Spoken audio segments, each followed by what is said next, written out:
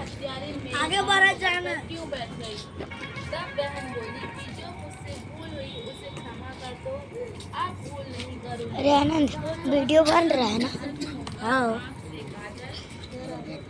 नाखून में से मेहंदी और तीखे से रोली लेकर छोटी उंगली से उसके आदमी पर छीटा तो वह उठकर बैठ गया और बोला, आज मैं बहुत सोया। वह बोली, क्या सोए, मुझे तो 12 महीने हो गए। अब जाकर चौथ माता ने मेरा सुहाग लौटाया।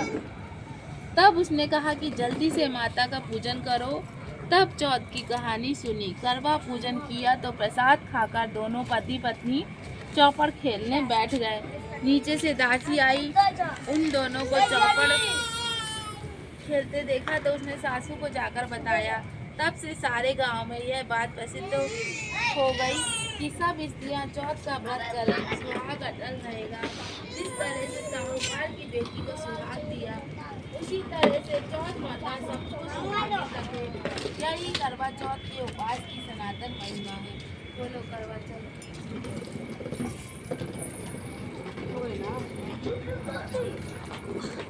प्राचीन काल में करवा नाम की एक प्रतिव्रता स्त्री अपने पति के साथ नदी किनारे एक गांव में रहती थी। कार्तिक मास के कृष्ण चतुर्थी के दिन उसका पति नदी में स्नान करने के लिए गया।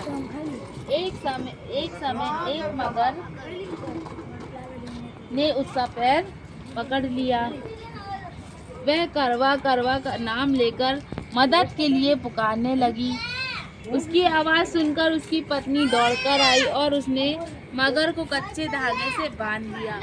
मगर को बांधकर वह यमराज के यहाँ पहुंची और यमराज से बोली, भगवान, मगर ने मेरे पति को पकड़ लिया है, अतः पैर पकड़ के यमराज ने आप अपने हटना से उस मगर को नरक में ले जाओ।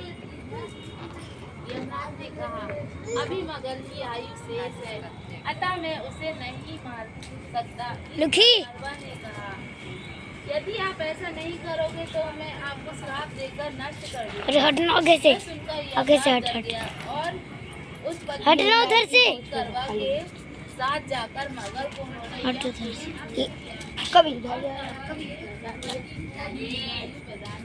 उस दिन से यह करवा चौथ मनाई जाती है और सुहागिन स्त्री के द्वारा व्रत रखा जाता है।